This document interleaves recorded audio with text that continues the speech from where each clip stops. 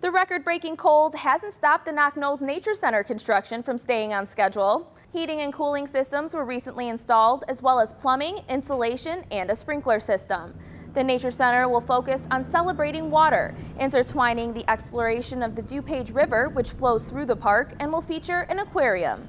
The center will function as an example of environmental sustainability and is scheduled to open later this year. Amazingly, with the winter that we had, construction has been progressing very well, and we're on schedule, and we're looking forward to opening the center later this summer and early fall, and we will have a grand opening event to celebrate.